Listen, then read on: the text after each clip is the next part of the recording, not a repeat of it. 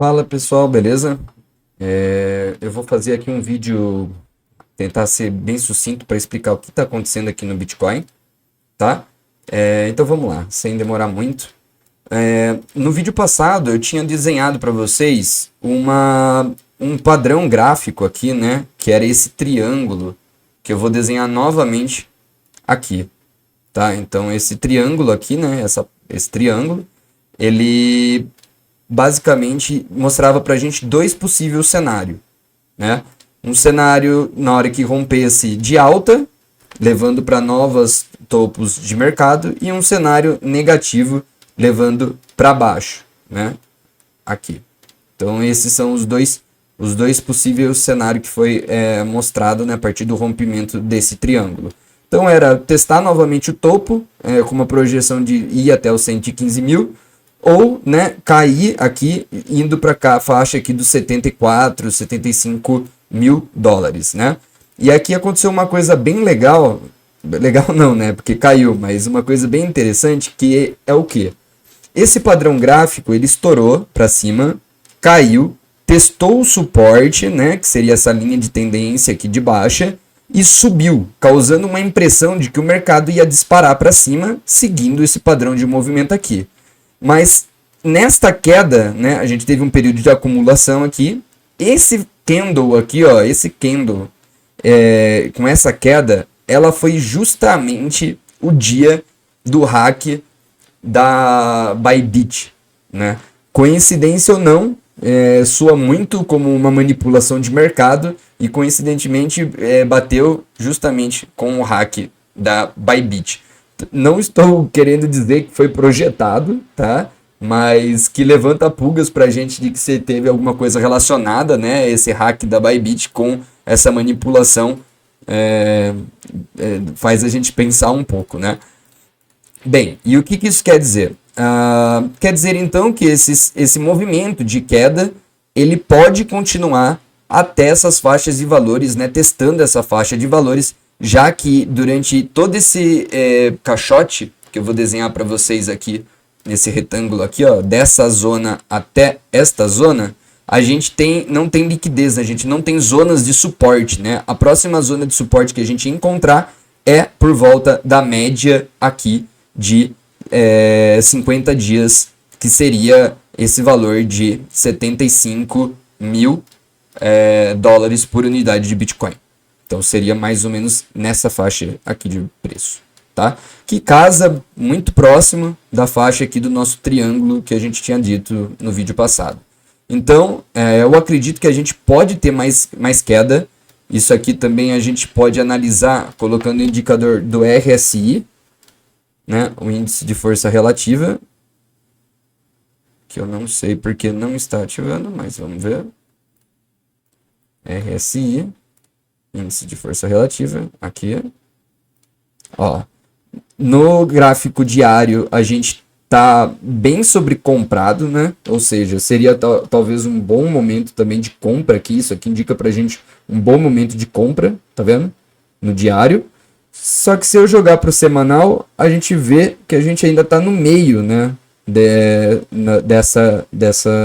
Desse RSI, que abre margem para a gente talvez fazer uma acumulação momentânea e voltar aqui encontrando esse 75 mil, que seria bem próximo aqui do topo, né, desse último topo aqui.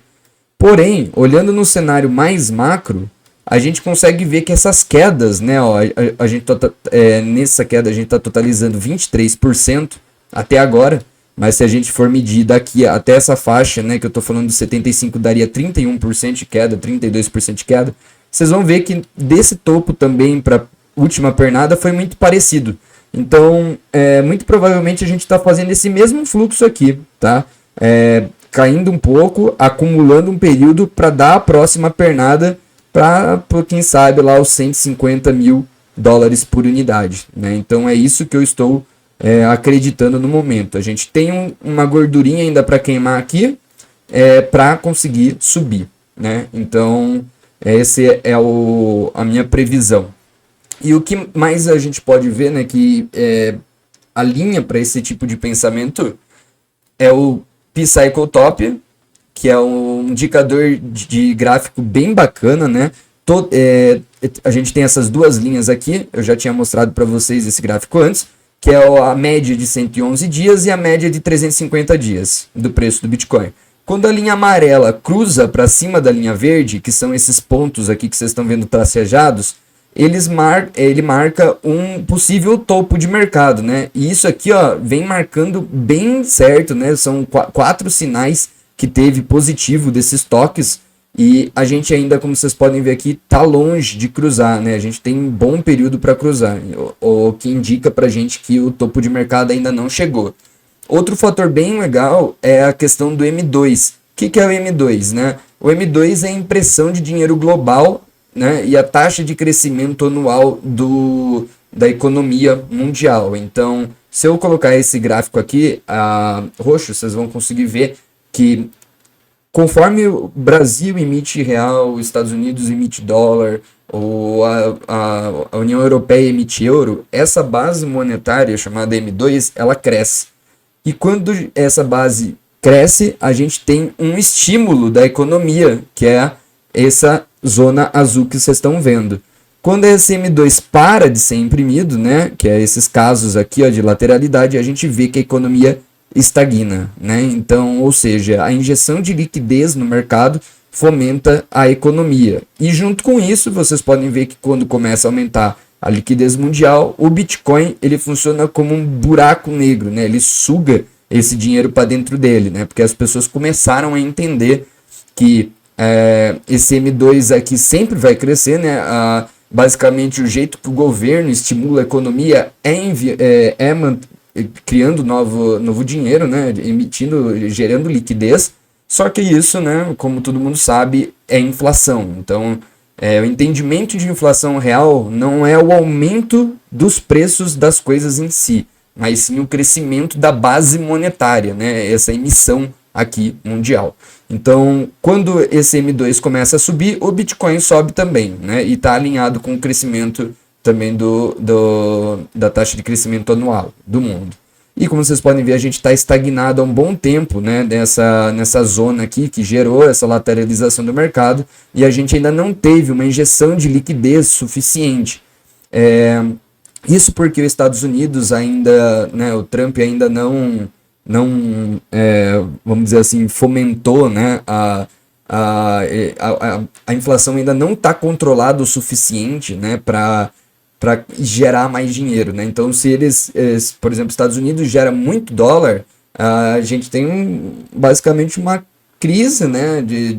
Os preços começam a disparar, a gente tem esse aumento da inflação e então eles seguram, né? E os Estados Unidos ele sempre tenta manter o dólar com uma taxa de inflação muito baixa, porque se ele manter uma taxa de inflação muito acima, né? Uma taxa de emissão muito acima, os outros países param de usar ele como reserva financeira, então eles têm que tomar mais controle, né?